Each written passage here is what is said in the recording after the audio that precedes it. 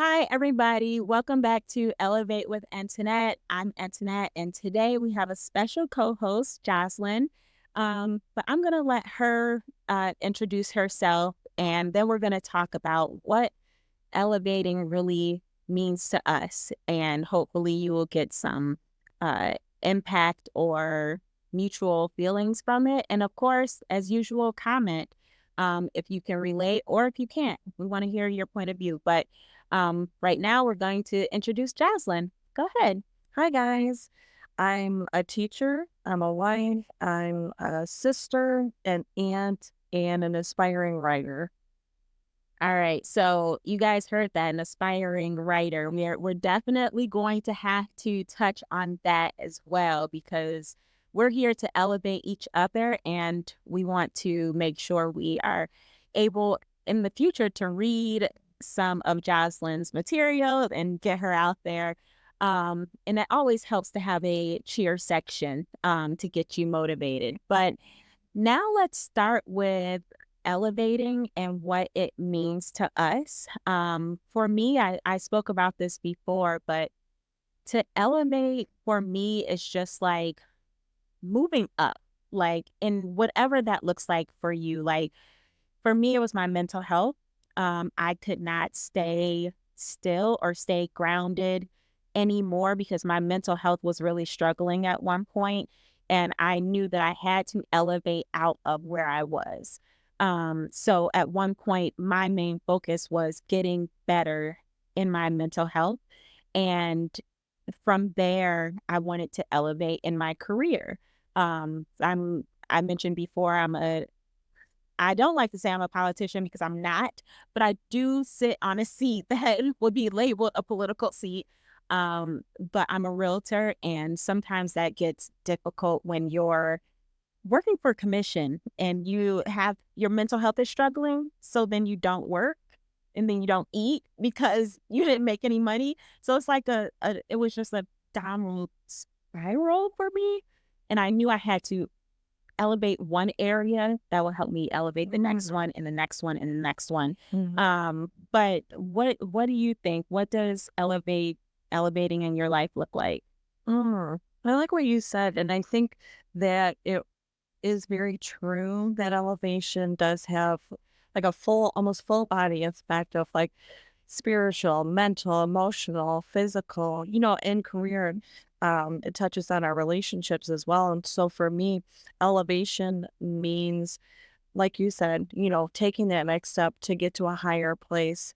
And sometimes that actually looks like maybe taking a step back Hmm. or really reflecting on where you want to be, where you're at, and looking at where you've come so far. Because I think it's really important to not just set unrealistic expectations of ourselves, Yeah. um, but also have in mind that, there are things that we can do to get to that next Yeah. place.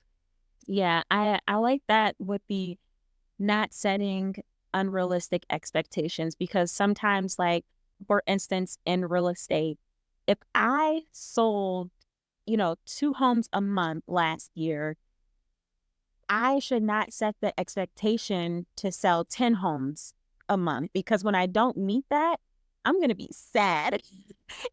And once I get sad, then it's like, okay, I'm not going to work. So you really do have to take that step back and reflect of where you've been and where you want to be so you can take the steps because it is like elevating is like being on an elevator. You have to take it's one floor at a time, one step at a Mhm. time to really get there. And I feel like you have to be patient with yourself. And like, I really, really, I try not to, and I try to stay very mindful, but I'm really hard on myself. Oh, And then I get mad that I'm hard on myself, like, because I do expect not perfection, but near perfection mhm, from myself because so many people depend on me mhm, and I don't want to let anyone down. But elevating is also understanding that you're not perfect mm, and no one else is either. So if mm, I'm not holding anyone else to that standard of perfection, why do I think I need to hold myself to it. Mm. It's like I don't it's difficult. It's I feel like it's easy to say, but difficult to fall into place. Yeah, I definitely agree with you. And I think as women, that is something that we struggle with is having this idea of like perfection. Like you have this idea of like what your wedding is going to look like, Yeah, what yeah. your family is going to look like, what your career is going to look like. And then when you come to the reality of what maybe all those things look like, and then you see them and they fall short, and it's just kind of this feeling of discouragement. Mhm. And what I like about what you're trying to create for all of us and doing this podcast and just opening up and having these conversations is what does elevation really look like? Well, sometimes, like when I think of elevation, you said an elevator, I think of like a mountain, and you have to take things like a step at a time. Yep. And there's a certain degree that when you get to so far in the mountain, there's actually less air to breathe. So it's like at that point, you really need to prioritize what's important. What are the things that we really need to focus on, and what is the cost too? What's the cost of making this endeavor? Yeah. And so, sometimes it is looking at things and being like, well, what is a priority to me? What is it that I really want out of this situation?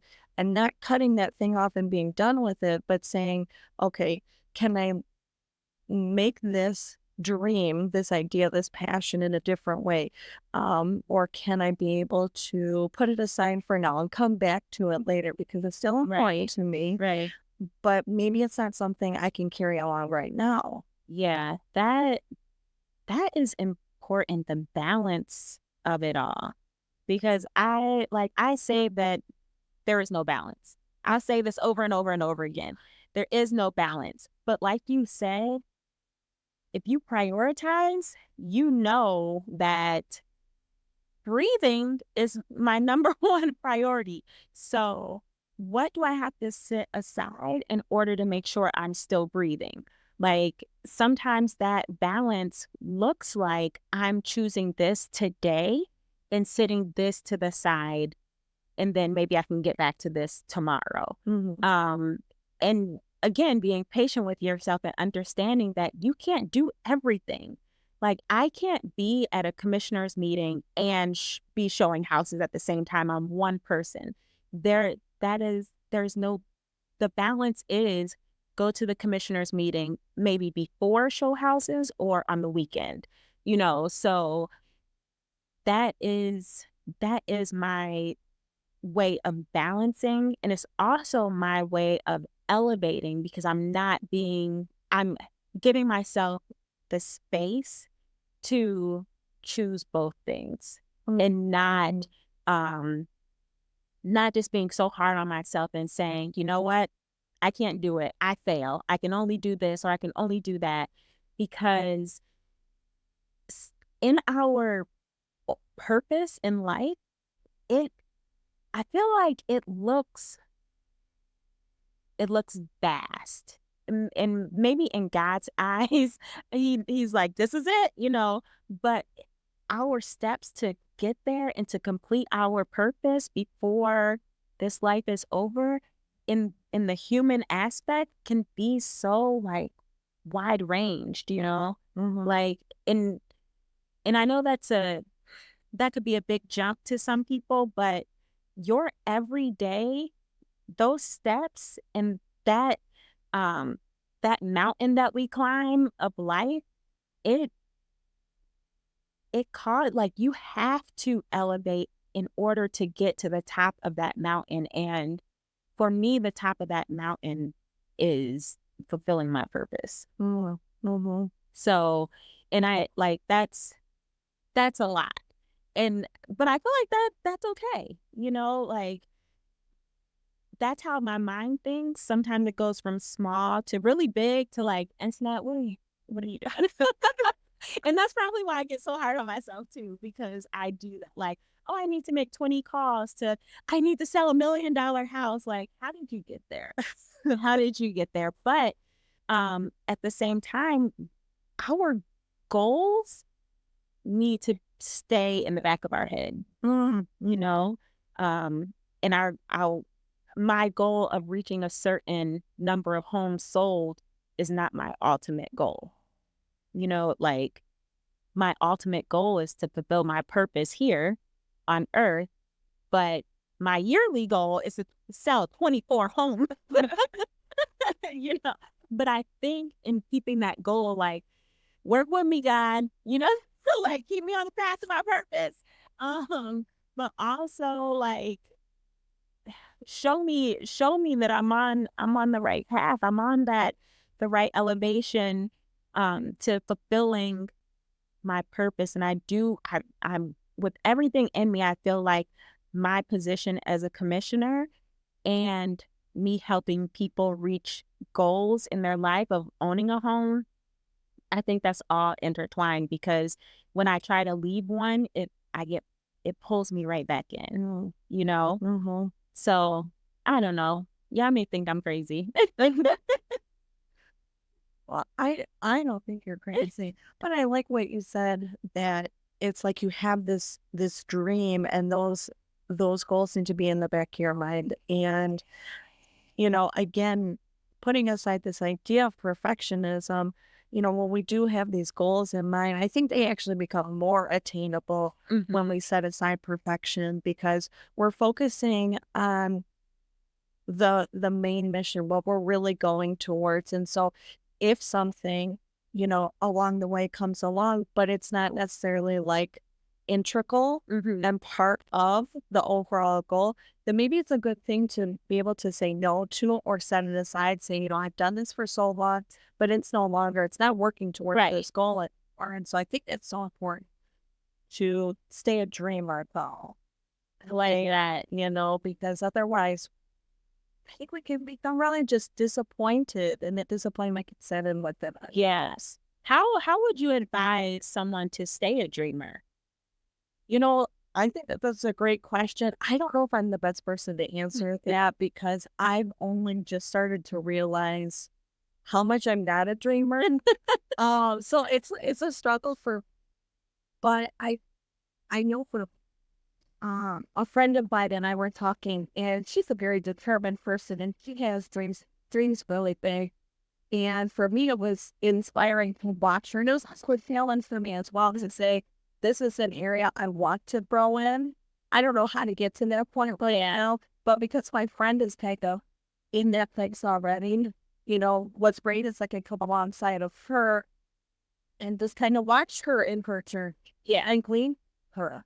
And I think that's so important in elevation just period as we're talking about it, because in every podcast you're doing have a co-house, Yeah. and it's so important that I think you have those people around to, come alongside of you because we all have gifts and talents and well, what can that person bring along or what does that person know that maybe I don't know or don't understand? And it's great to be able to, inspire one another. Yeah. Yeah. That's so important to be able to pull from someone. Like you have your friend who's the dreamer. You can walk side by side with her and learn how she dreams big and how she can focus on certain things and get it accomplished and fulfill those.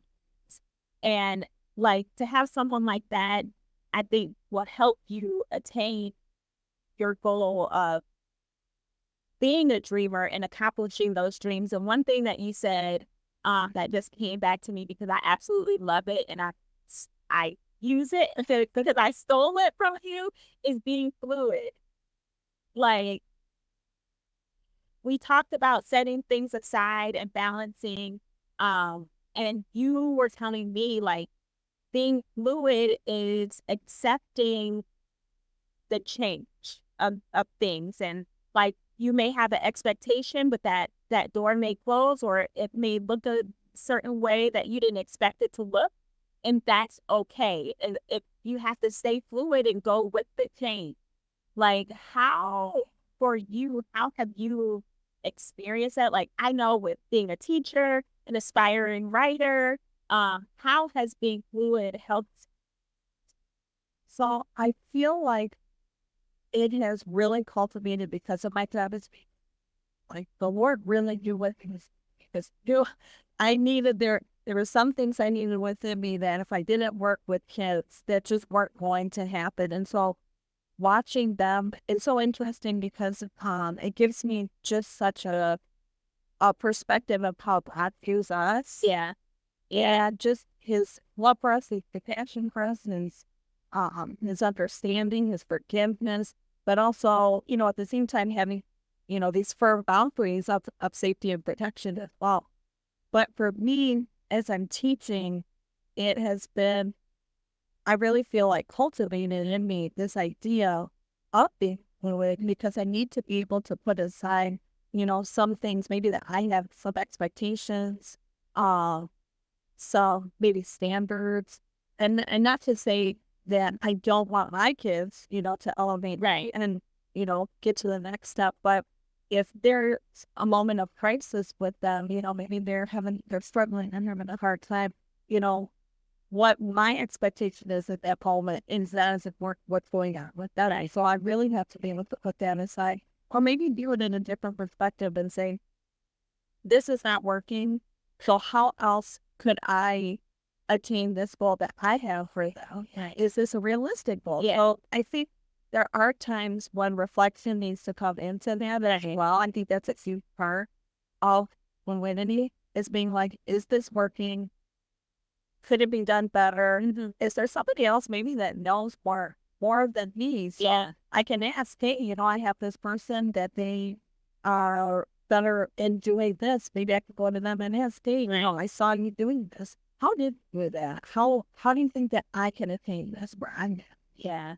I I think you hit on so many points with my last co-host. We talked about how other generations can actually help us to elevate. And she's a coach. And she talked about, just how younger kids help her, one, laugh at herself because they're very like, just show you your like flaws and not point the finger, but laugh about it. Like it's not, they teach you like not everything is a big deal, but at the same time, they're also teaching you to be a caring individual because you have to take care of them. So I like that. And just the fact of being fluid because what is important to them at the time may need to be what's important, and not so much of what you had planned for the day for them. If they hit their crisis, which, for us as adults, it may not be a big thing, but for them, it will stop their day. So you have to like really open your mind to them. Uh, and I love that you said sometimes you have to take a step back and maybe ask somebody like that may know more than that's difficult at times. Like people do not want to say like they don't know the answer. And they definitely don't want to go to someone and say, hey, you probably know more than me. Can you help me? Asking for help can be really hard. I don't mind asking for help because I am the first one to admit I do not know everything. Um, and I know that I need help, but there are some areas where I feel so confident and I'm like, oh man, I don't want to ask. Or I feel embarrassed. Like I should know this, but I would rather ask than try to figure it out and I'm wrong. And then everyone will know I'm wrong. And so, but it I feel like that's a part of elevating too, to be able to say, hey, I need help. Instead of just getting it wrong, hiding or like covering things up, like asking for help is a way of elevating and being vulnerable. I think that's important. I think kids show us that too because they are easily like they easily show their vulnerability. Like just because they're not thinking about all the tough like trying to be tough or trying to save face or anything like that. They're like, I need help. Like I need help. This is serious to me. Help me. And you're the person as their teacher that they can rely on, which is I feel like that's so important. Teachers don't get enough like credit at all, and I think during COVID, that showed a lot because a lot of parents didn't deal with it. They're like, I had to know my kid on you. They're begging teachers, like, "Just take them. I'll drop them off." Like, it was hard for a lot of parents to even deal with their kids for such a long time. Uh, so I commend you for being able to go in and say, "Yeah, I'll take your kids. I'll teach them. I'll mold them. I'll help in that part of raising them," because that is, like, such an important job that teachers don't get enough credit for that. I mean, it is my job has been something that has really just showed me so much over the years. I'm so grateful to be able to what I do and really enjoy it for the most part. You know, it has moments as it stays, but for the most part, really enjoy what I do. And but what I like what you said was that, you know, when asked for help, there is this sense of vulnerability. When again, what you said, kids don't have that hesitancy to show that vulnerability. And I think in some ways, as adults, we can learn from kids in that aspect because it's so important. It's so important to be able to just really let our guards down. And it's hard though. With you know, like you said, it's extremely hard because we don't want to be, you know, made to feel embarrassed or belittled or you know anything like that. But at the same point, you know, in dropping down our defenses and being able to have that moment, I think it puts us in a position to be able to actually go further because you know it humility is such a beautiful gift and we have to be able to receive it and it's something that's very hard to do but it really is this receiving of this gift to be able to then utilize it, I think. And that is part of it is this coming along and saying, I don't know everything. Right. You know, I don't know everything. Even about teaching, I don't know. I've learned a lot over the last several years since getting into it. And I've watched my coworkers that have done it for longer than I have Yeah. and it's beautiful to watch them because they also really love what they do. Mhm. And it's so good to be able to work together, talk about things. And sometimes I just really need their feedback and their advice. And so I'll ask them, hey, you know, this is what I did or this is what I said. What do you think? And Mhm. that's a hard thing to do. Yeah. But it puts me in this position to grow. And that's Yeah. ultimately what elevation Yeah. is. Absolutely. Absolutely. That is what it is. And I want to kind of switch it, but at the same time, not switch it because we're still going to talk about elevation. But sometimes when you elevate, it makes other people uncomfortable. Mm, Um, and I have seen that, especially after this election, getting elected into the seat that I'm in. People like even people that were said they were, you know, campaigning for me or voting for me or whatever. When I won, they kind of like flipped the script, and it was very surprising, and it was very hard to deal with. And I probably have not elevated from that too much because sometimes I look at people like, yeah, I haven't grown. I haven't grown quite enough to deal with you yet. Um, but have you experienced like relationships that have either changed or fallen apart because you wanted to make yourself better? actually, I would say yes, and maybe probably you know other people that are watching this have you know could say the same thing as well. Um, because it looks different Mhm. than what people are used to from you.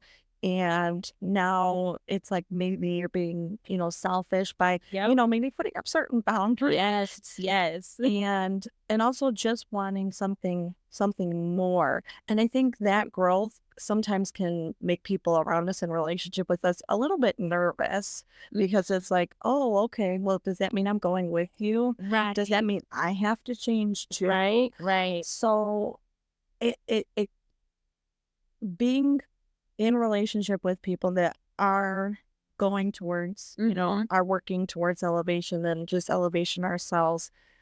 We need to have an honest conversation with ourselves Yeah. about, you know, relationships that are important. And sometimes I think honestly communicating to like, hey, you know, you're an important person in my life. Mhm. I see this is happening. Can you tell me what's going on? Or vice versa. Maybe you're that person Yeah. that, Yeah. that is having a hard time with Yeah. somebody Yeah. else. And so if that person is again important enough to you and they're a priority in your life, having that sitting down, having that conversation, hey, you're important to me. And I just see things changing, I love you and I want to be a part with you. So how can I do that? How can I support you? But it's gotta come from a place of honesty. Yeah. It's also gotta come from a place of love, Yeah. when you're Yeah. trying to really grow in a relationship. Yeah, and like really be sincere about it because people can tell when you're not sincere. Um I and I think you have to be sincere to yourself as well because if you're the one that's like, "Oh, I don't like how they're changing." Why? Is it that they're changing in an area where you think it's taking them downward? Well, speak up so they will know and can be better, or are they changing and elevating and leaving you behind? I think it's a an evaluation of self, as well as an evaluation of your relationship. Um, and for like I said, I am not the best because I just get upset. When I saw people kind of getting upset with me when I set boundaries after I had like my mental struggle, I had to really set boundaries because I was breaking my back for other people, but when I was struggling, no one was there. So I set boundaries. People didn't like that. And then when I was elected, I didn't have time to do all the stuff I was doing for other people, and they didn't like that. So it's like, were we in this friendship because I was doing so much for you? And now I can't. So you're like, never mind. Like, you know, and so it was difficult to assess. And for me, I don't deal well with conflict and I kind of stray away from it. I close down. Mm. And that's an area that I'm still working on. That is part of my elevating this year is to not be confrontational, but to stand up for myself and to confront the issue. Mhm. Don't let the issue live and I just go around it. So that is my growth area that I want. That's the area I want to grow in. Um, do you have an area that you have, this year you want to grow and you want to elevate? You've already seen it, acknowledge it, and you said this is it. Yeah, so I think like you said, and probably many other people, I have goals in mind for myself that Mhm. I want to be able to just see movement in. It's not like I have a deadline of when I want certain things to happen, but I'm like, oh, I see that this is like a week and stuff by. Okay, how can I challenge myself, to take that next step?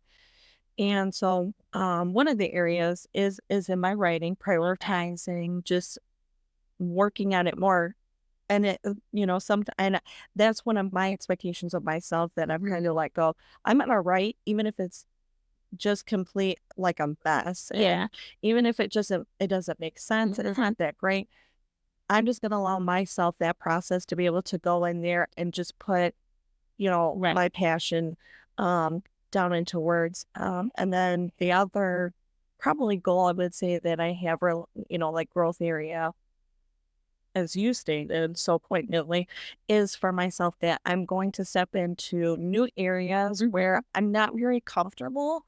Like I joined this team of other strong women that are looking to do just like Mhm. you are doing through this podcast, and to help elevate other women into a community of women. And so I'm stepping up and I'm part of the team of being able to help this organization to do just that. And it's an area for me where I'm like, ooh, because that, for one, that means commitment on my time, which is a hard thing to for me. But at the same point, I'm stepping into a relationship with these other women. Yeah. I may not know all that well. And I need a sense to trust them. So that is something that I'm like, okay, I'm doing this, I'm committing to this, and I'm also multitude of ways. But I know this is where God wants me. I know this is something where I can benefit because this is a moment where all these other women Mm, know more than me. And so I'm gonna take that nice. position and say, you know what, I don't know what I'm doing, but I'm gonna ask for your help though. Right. Nice. That organization, so you guys are doing like events and stuff like that? So yes, we are doing events. It's called My Beautiful Brown Life. It's in Mhm. the Metro Detroit area, and it there's a blog. There's just a community of women as well, on social media, and so it's this organization of women that really want to come around and support Mhm.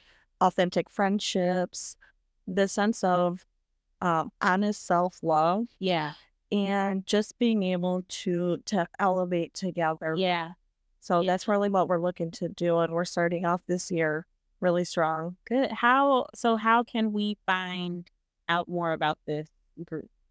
So if you go on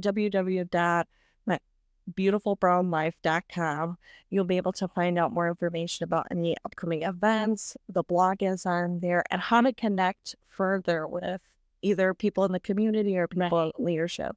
Nice. I am all for women uplifting women because it's like we need we need a cheer section, you know? We like we there's a lot of different issues that we have to face just on an everyday basis. And sometimes our boyfriends or husbands or whoever, they don't understand that, but another woman will get it. So just to have another woman say, hey, you're doing great. I'm proud of you. Keep pushing. I'm here if you need me. That goes very far. So organizations like that are really important. That sisterhood is so important. So I'm glad that you found them and you let us know about them as well.